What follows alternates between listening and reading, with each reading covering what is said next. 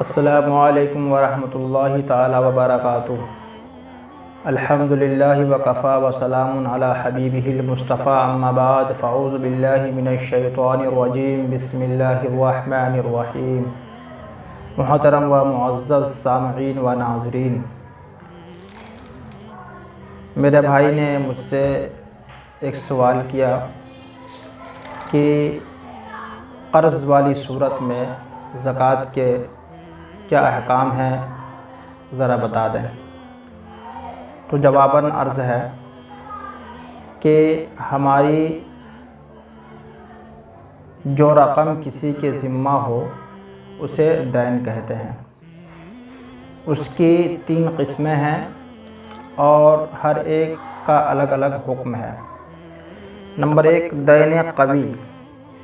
دین قوی اسے کہتے ہیں جو ہم نے کسی کو قرض دیا ہوا ہو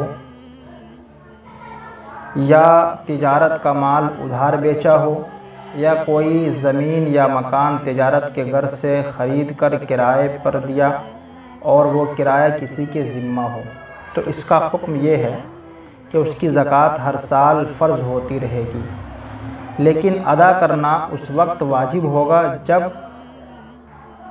مقدار نصاب کم از کم 5واں حصہ وصول ہو جائے تو اس 5ویں حصے کی زکوٰۃ دینی ہوگی۔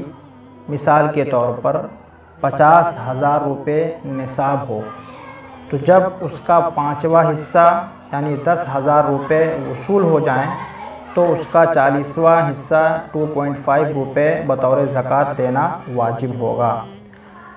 البتہ آسانی اس میں ہے کہ ہر سال اس کی بھی زکوٰۃ ادا کر دی جائے۔ اس میں بتانا یہ چاہتے ہیں کہ اگر میرا پیسہ کسی کے اوپر ادھار ہے اور تو اس صورت میں جب وہ مجھے دے گا اور اس کا 5واں حصہ اگر ہم نے وصول کر لیا ہے تو اس صورت میں زکوٰۃ ہمارے اوپر واجب ہو جائے گی۔ دوسرا دین متوسط کہا جاتا ہے۔ دین متوسط اسے کہتے ہیں جو غیر تجارتی مال کا عوض یا بدل ہو، جیسے گھر کی کرسی یا چارپائی یا دیگر ساز و سامان، اور اس ساز و سامان بیچنا اور اس کی قیمت لینے والے پر ادھار ہو۔ یہ گھر کے سامان وغیرہ یہ تجارت کے لیے نہیں لیا جاتا ہے، تو ان سب سامان کو بیچا گیا یا گھر کا اور کوئی دوسرا سامان وغیرہ اور اس کی قیمت ابھی ادھار ہے، تو اس کا حکم یہ ہے کہ اس میں بھی زکوٰۃ فرض ہوگی، مگر ادائیگی اس وقت واجب ہوگی جب بقدر نصاب پوری رقم آ جائے۔ تیسری قسم ہے دین ضعیف۔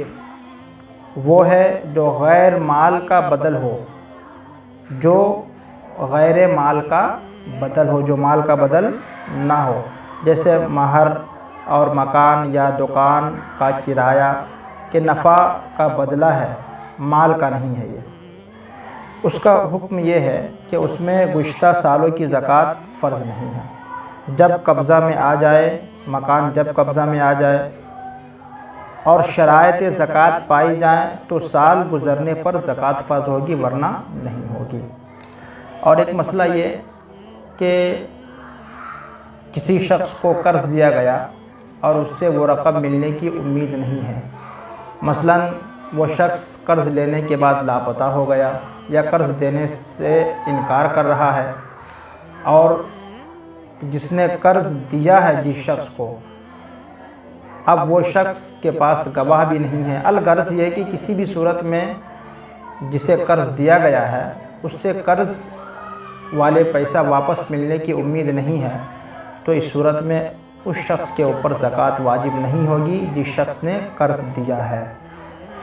اور اگر خوش قسمتی سے وہ شخص کبھی آئے اور آنے کے بعد وہ آپ کی رقم لوٹا دے تو اس صورت میں جو سال گزر چکے ہیں اس پر اس کی زکوٰۃ نہیں دی جائے گی، بلکہ جب لا کر دیا ہے اگر وہ مالک نصاب ہو جائے اس رقم سے اور اس پر سال گزر جائے تب اس پر زکوٰۃ واجب ہوگی۔